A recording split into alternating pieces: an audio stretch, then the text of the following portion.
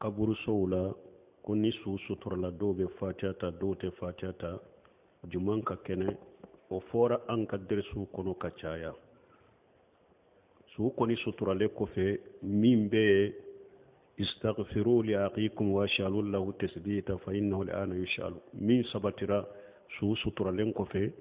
ciden b'a fɔ sɛbaw ye dɛ a ye ala deli ala ka yafa balima ma a kala deli ala ka nin sabati sisaw bɛna ɲininka nin de bɛ fɔ i b'a fɔ allahumma aghfir lahu allahumma sabbitahu اللهم اغفر له اللهم ثبته اللهم اغفر له اللهم ثبته ناكد اللهم اغفر له اللهم اغفر له اللهم اغفر له اللهم ثبته اللهم ثبته اللهم ثبته ibi kodi abeta ninde sabatira cire naka shebo bolo wajuli otala kafatiata otala kishigi ayatul kulu nunishi tala minye cire ka sunnaye ka jo kanindo auke ala ya fama la ne sabati ni ya nya fo sinya saba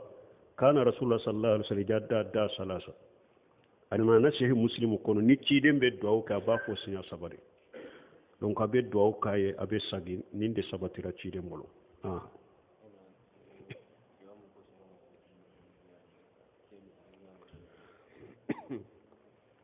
ko doko abe ame anna kwamba fo hijibiya munun be salafiya dawa muni sunna dawa ko abe be anna kacaya ko hijibiya e jumaye minye arabi il madkhali aka kaseti dobe kasifu sataru amma tahammalahu badu dawati min al aqtai kaseti to ne nyanna tara tresarase nyinin kalin na famode ba kono كشف الستار أما تحمله بعض الدعوات من الأقطار نيتارا نينتا ويه أنينكا كو هجيبيا الجمعة أكو هجيبيا كورودي أكو كورورته هجيبيا كورودي كو جماعة كل هجيب بما لديه فارهون الحجاب جماعة chama mi nu farla nyogonka kana ciden kele ako hijibu yere jama de mana ni jama kulu do farla nyogon ka hakilina do ka ni tabulo do ka min ni ciden ka sunna bora nyogon koro ninde to ko hijibiya jama kulu ka fara nyogon ka jama kulu aka fara nyogon ka hakilina do du baw o bolo aw bo hakilina de ka afana ni ciden tabulo ye nyogon fonko nyogon ya te salafu tabulo ka min ni mogo min be o jamakulu o hakilina min be awla ni mogo min ye o hakilina ɲɔgɔnna bala ana be bɛn a b'a kanu ni mogo min ma sɔn hakilina ɲɔgɔnna la a b'a kɔ ana tɛ bɛn alwala walbaraw a b'a kɛ ni o hakilina de nin de tɔgɔ ko hijibiya aw hari n'a y'a sɔrɔ a ko hari n'a y'a sɔrɔ ni a ma tanjimu kɛ munanjamu kɛ ka fara ɲɔgɔn kan ka wari bɔ ka kɔtasiko ni wari ko kala tanka koni ye jamaye de ta abin ni hakilina ka hakilina min ye salafu ka taabolo sɔsɔ aw boka ewa aka ɲɔgɔn kanu ni aka ɲɔgɔn kɔniya bɛ kɛ o taabolo ni hakilina fana de kan a fana tɛ salafu ta ka tɛ sunna kan nin de tɔgɔ ko hijibiya jamakulu minnu bɛ hakilina ka dɔrɔn min tɛ ciden ta ye min tɛ sunna ka a tɛ salafu ka taabolo kan nin de tɔgɔ ko hijibiya hijibiya kɔrɔ ye nin de n'a taara kasetin ta a b'a faranfasa ye a ko a bɛ komi ala ko kafiru ma jama cogo min kullu hijibi olu n'a ɲɔgɔnnaw donc a dɔ bɛ na wa sura in la Allah Allah b'a fɔ aya in cogoya tɛ hakili kɔnɔ wa man yakfuru bihi min al-ahjab fannaru mawiduhu o jama munun kafira ni kuranɛ ye tasuma de bɛ olu ɲɛ bon hijibiya kɔrɔ ye nin de dɔrɔn jama kulu dɔ ka fara ɲɔgɔn ka hakilina dɔ b'aw bolo ani ciden ka sunna ye ɲɔgɔn fɔ a tɛ sarafu ka taabolo kan bon ni mɔgɔ min b'o hakilina k'aw bolo a ka mɔgɔ dɔ ni mɔgɔ tɛ hakilina k'aw bolo a ka mɔgɔ tɛ nin de tɔgɔ ko hijibiya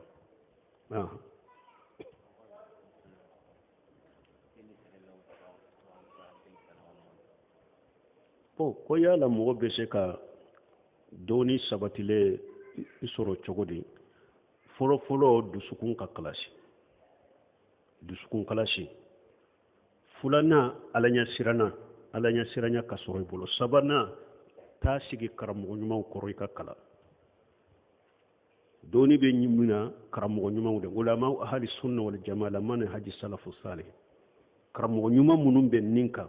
i sigi olu de kɔrɔ i ka kala u la ni e bɛ jamana la o karamogo suguw tɛ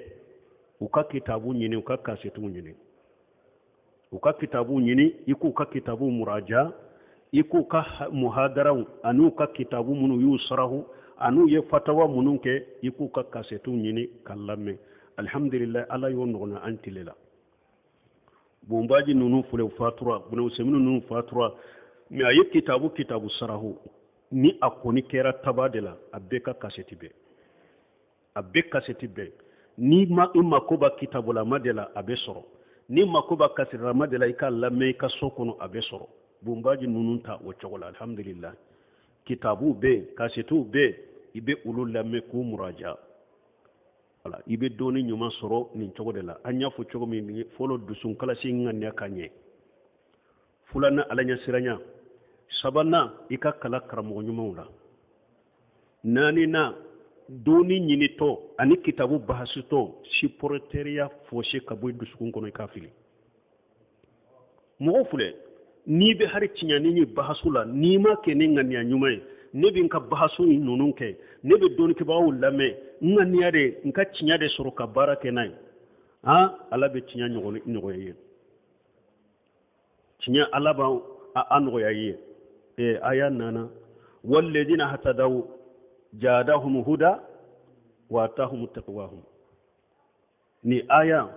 nye nafa sɔrɔ ni nin ye kosɛbɛ useminu ka kuma la depuis kan to burusu lambe kitabu muraja la nya ka kitabu do muraja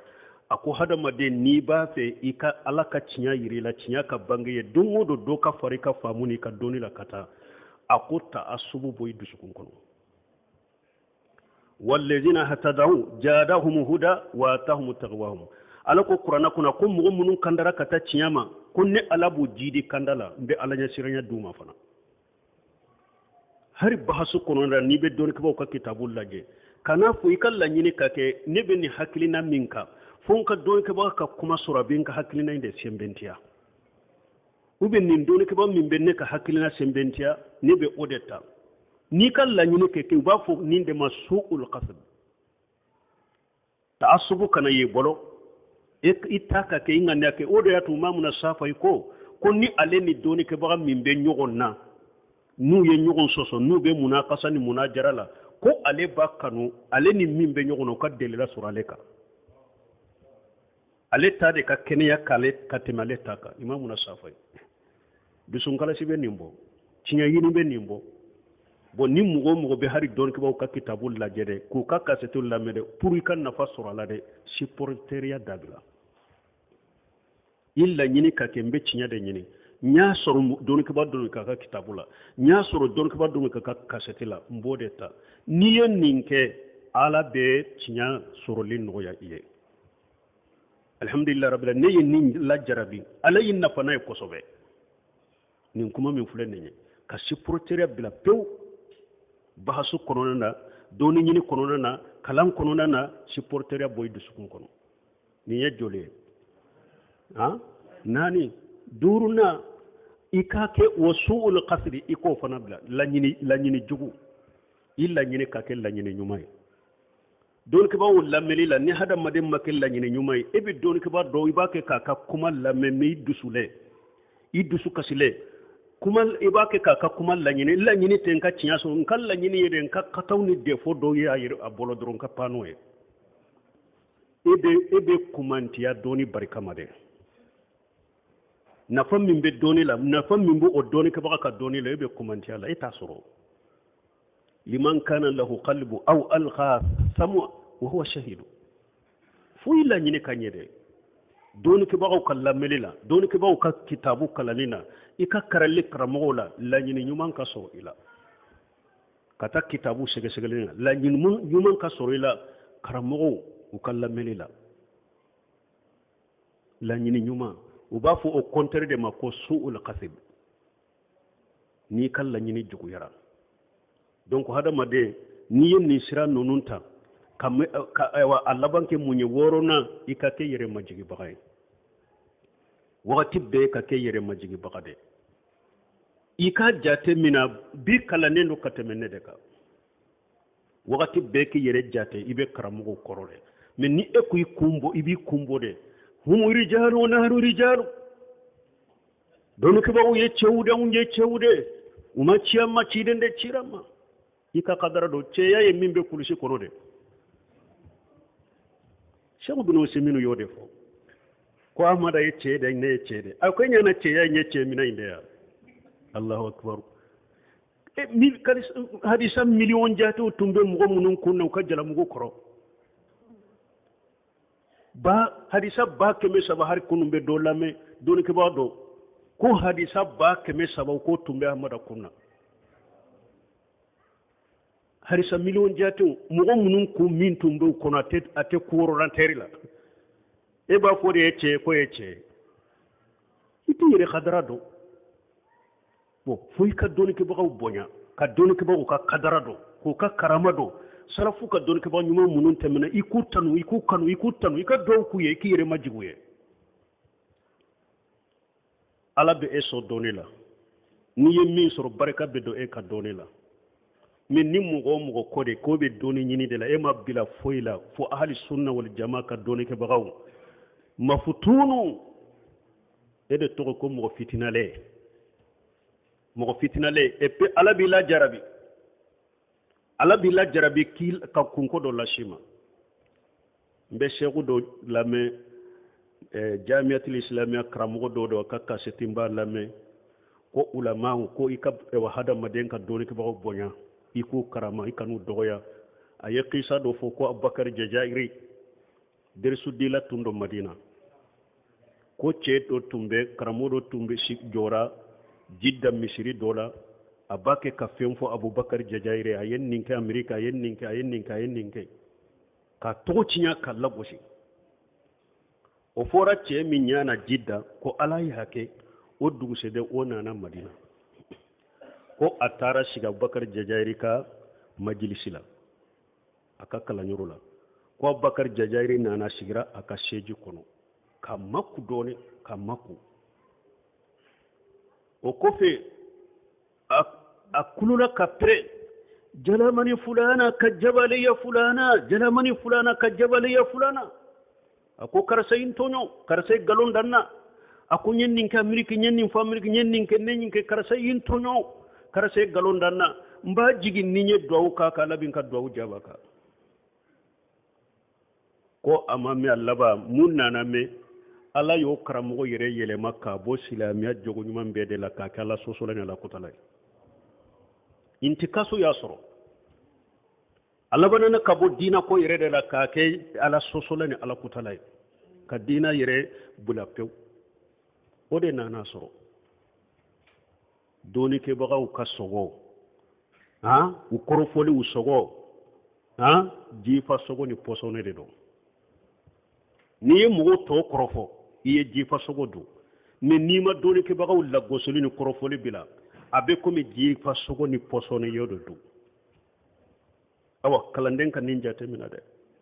mɔgɔ o mɔgɔ n'i ko dɔnnikɛbaga ɲuman de don ulama ahli sunna wal jamaa i yɛrɛ kɔlɔsi a farikolo ma dɛ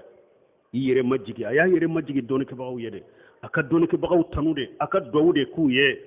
a ka dɔnni minɛ la k'aw ka kitabu kala hali ni kataw yɛrɛ dɔnnikɛbaga mun bolo ulama ahli sunna wal jamaa de don an y'a fɔ cogo min kataw min ye istihadiya de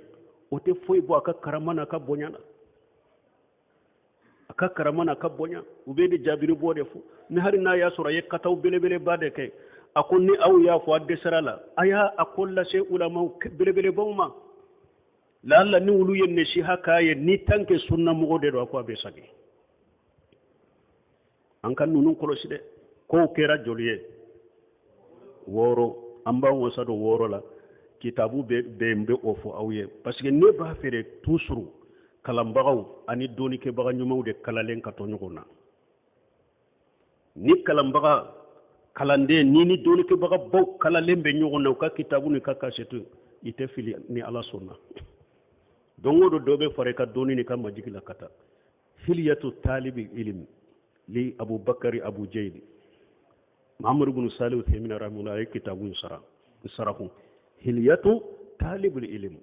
ko doni ñinina ka jogo doni ñinina ka masiri nu yo kitabu inta kalande karamogo adamu munun kan ka kila jogo munun kan ka kila o jogo de ba kono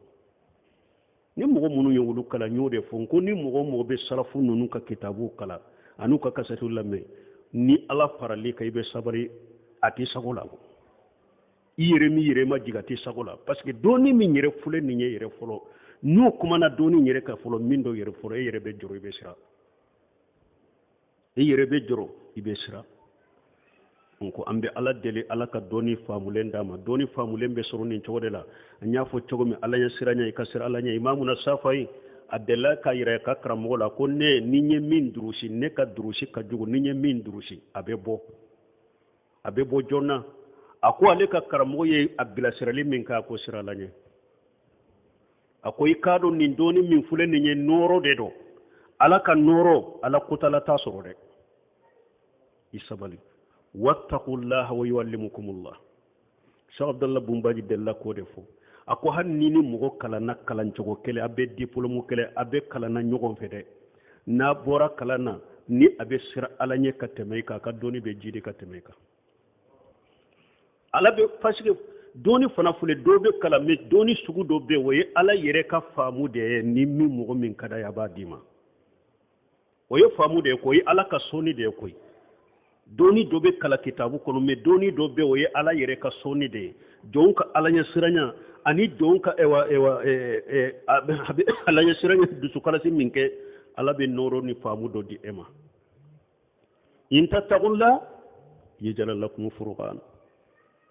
ala ko naw sirana ala nye ne ala be noro do bilaw dusu kun kono noro min nabe tiyani galombo nyogona nae furqan ala kan sir ala nye doni ñini naw aye sira alaña gundoni bangela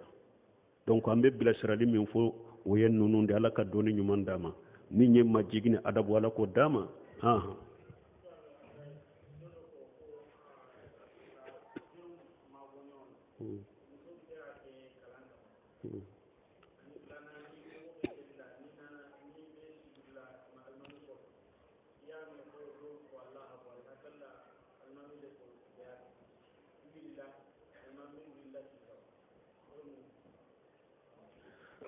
ñinin kali folo ko muso do ko mo be se ka ka wololi janya ñogo na kalan kama o de te o te se ka ke furu yere la ñini yede den soro de den soro de e ma do ko ni e ye den fana soro e be kala minna ni e ye den fana soro ye dina kala u be dina bara u ye ciden ka manton cha e ta do fana baragide tajawwajul wadudul waludu inni mukasir bikum la anbiya ciden ko ye muso do furu muso munun kadawuye muso munun be den chama wolo ni ba fe kin kam manton chaya ni awye de manton chaya li hera de den chama de wolo e tado ebe na donde wolo ni ka wolo li do kuma bonyona e tado e tumbe na dendo wolo nimbe ke ni sunna drapo tabagay ani wa tawhid drapo tabaga ani dewna jihadu drapo tabaga e tado be ke demminye mo kana wolo li janya nyogona ko kalan kama muso yi ka farda ayinu farda munu ni kere kere ya o donna kaba ibolo atoye faranka ye o fardun kifaya de ika wa sabati ka ce ka sokono ka den wolo ka den lammo dinaka o de hera ka ca ima ahmad ibn hanbali aliyatime de do me fa yalla e ba yalla mo cogode depuis ahmad ibn hanbali fitini abolo su ke ni su shera degere do madro abi ahmad kunu katana nyegana na ye ewa akai nyegana tanka kera mu ma iju yo ya sura mahri balu abena sigi kwa ka salijita ba Allah jabe salijita abe finu do la ka jala mu do meleka kuna ba fu kwa ka sufe na filake abe sigi kala jabe sufe na filake ni fajiri wakati shera aba labbe tuguni ka jala mu sirala ana beta misirela cew be doni faminya babila katai babeta muso fanfelala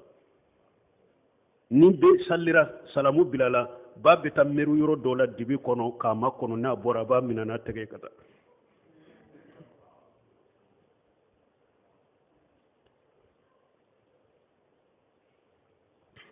ni muso tun kɛra nin cogo ɲininkali filanan ko ni mɔgɔ y'a kunbele minna i ni alimami bɛ ɲɔgɔn fɛ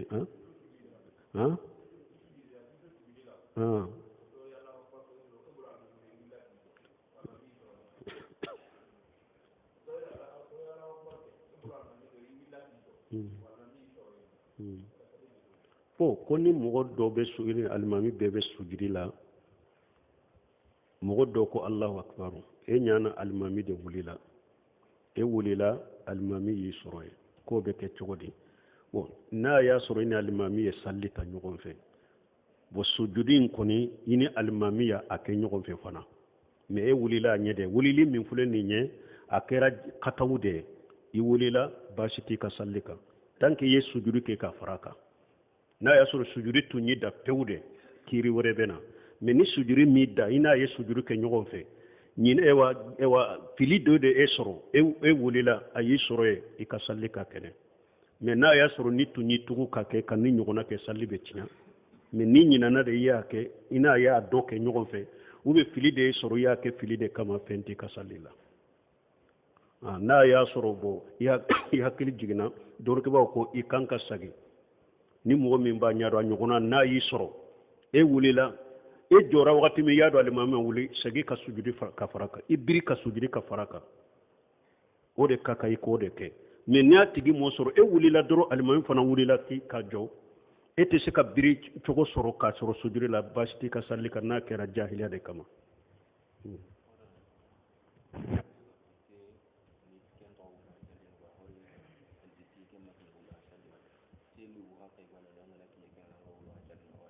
ko dɔ ko ale tun bɛ walaha salli dɔ nana ale ma ko a ma se walaha salli ma ko si hakɛ dɔ de bɛ yen wa ni sera walaha salli la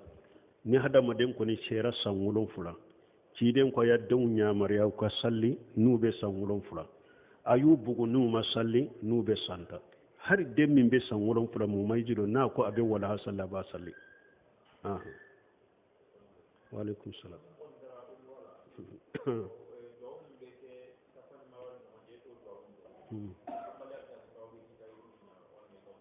ko ni mɔgɔ min taara umura la duwawu min bɛ kɛ safa ni marwa cɛ e t'o duwawu dɔn i m'o duwawu kɛ fɛn b'i ka hiju la wa duwawu yɛrɛ ma sabati safa ni marwa cɛ ni yɛlɛnna safa kulu kan o duwawu bɛ ni i tirila safa la i bɛ kata ma inna safa wal mar'at min sha'irillahi ka ta aya laban i bɛ nin fɔ ni i yɛlɛla safa kulu kan sisan o tɛ sɔrɔ ka caya ni yɛlɛla safa kulu kan i b'i ɲɛsin alikaba ma k'i tɛgɛ jan la ilaha illallah wahdahu la sharika lahu lahul mulku wa lahul hamdu wa la kulli shay'in qadir anjaja wahdahu wa nasara abdahu wa hajama li ahjaba wahdahu i bɛ nin fɔ ka siɲɛ 3 ni tɛgɛ jan i ye nin fɔ duwawu min ka di ye i b'a kɛ o kɔfɛ i bɛ nin fɔ duwawu min ka di ye i b'a kɛ o kɔfɛ i bɛ siɲɛ 3 mais safa ni wɛrɛ wa cɛ duwawu ma sabati ye donc kibaw ko ni kuranna kala min ka di ye jikiru min ka di ye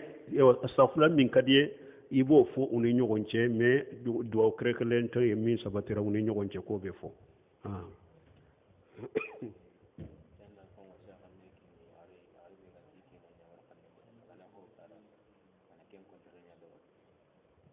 ko an bɛ wasiya jumɛn di muso ma muso min tɛ a ka cɛ ka yamarukan batu